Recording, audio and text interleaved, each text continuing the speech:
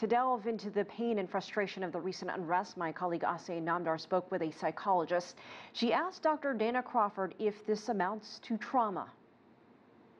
It absolutely is. And I think what's really unique about this experience is none of us have watched a recorded video of a killing in this way before.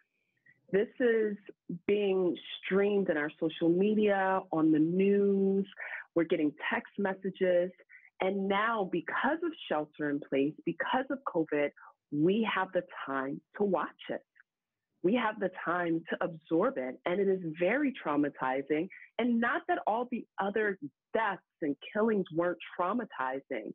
We just now have the time to feel that trauma. And feeling that trauma is causing us to have action and want to do something about it.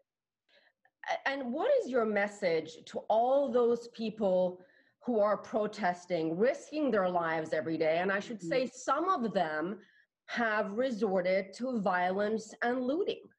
So I'll speak to those who are coming together and rallying and protesting, which is our constitutional right.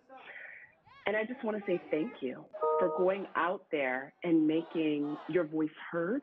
It is an American tradition to make your voice heard.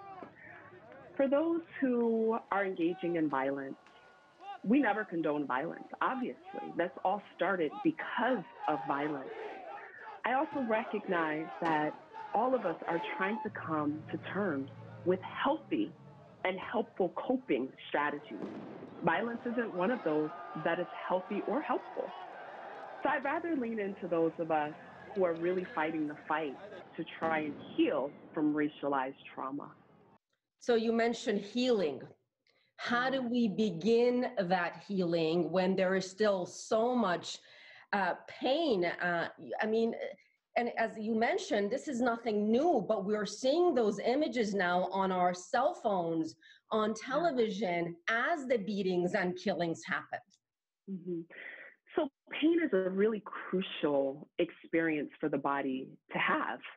In medicine, they say without pain, you don't know where the illness is. And so I think it's really important that we look at what is the pain about.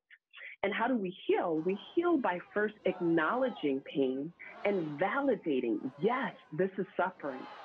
The second piece is we really zoom in on becoming anti-racist, anti-biased, and no longer saying this is okay, it's just the way that people are. Absolutely not. This is a human pandemic. Racism is killing society. And so we have to really look at it as a public health crisis. And then the third piece is we have to actively and strategically go after ways that we can be more inclusive and really focus on equity instead of the false belief that we can have equality for all.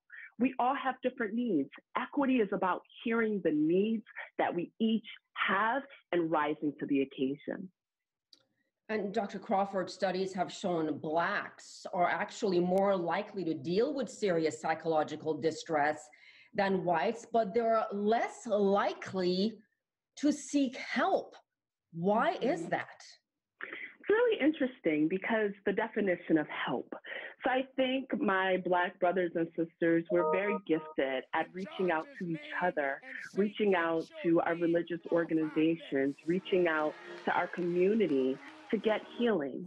We have historically been harmed, hurt, and rejected, and not really supported at times by medicine, by government, by education.